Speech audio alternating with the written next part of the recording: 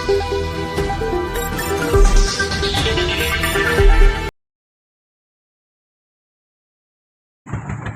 साल में क्यों नहीं की?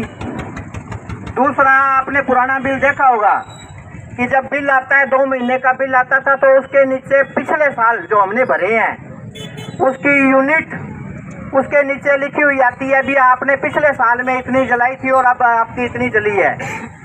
अगर किसी का मीटर खराब हो जाए, किसी का मीटर जल जाए, तो बिजली विभाग है वो एवरेज निकालता है पिछले साल पे, और सेम उस पिछले साल की है उसमें 2-4 यूनिट 10 यूनिट बढ़ा देता है या सेम भेज देता है, तो ऑडिट का मतलब ही नहीं है। दूसरा, जिसने इन 2020 से लेकर 2025 के अंदर जो कनेक्शन लिए हैं और उसका मीटर सही चल रहा है, उसके भी ऑडिट के पैसे लगा दिए।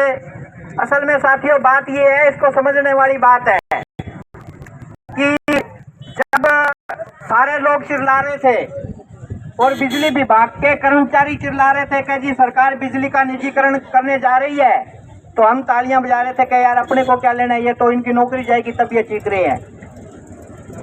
लेकिन हमने ये नहीं सोचा कि देश की सरकार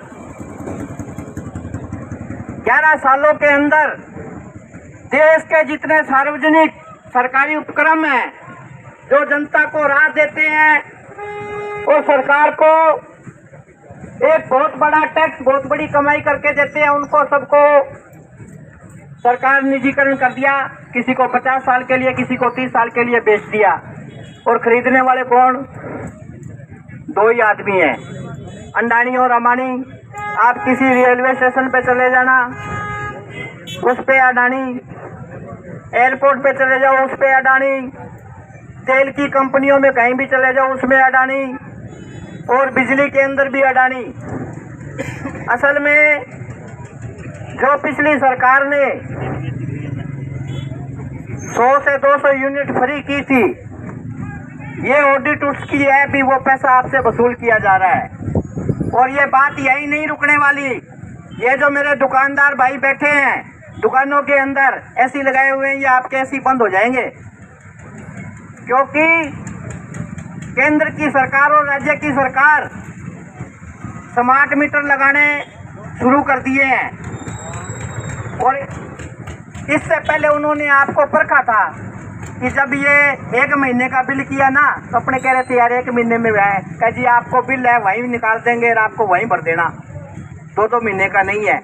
वो अपना टेस्ट ले रहे थे भी लोग क्या कहते हैं, और अपने उस पर चुप रहे। क्या ठीक है जी, सरकार आईडी है बेचारी, सरकार धर्म बचाने लाग रही है, सरकार का ऊपर दब है तो आप भुगत ही सका। असल में वह कहानी वहां से शुरू हुई है। और अभी ये स्मार्ट मीटर लग रहे हैं, आपने देखा होगा सोशल मीडिया पे, जहाँ लगे हैं वहां के लोग उतार के फेंक रहे हैं।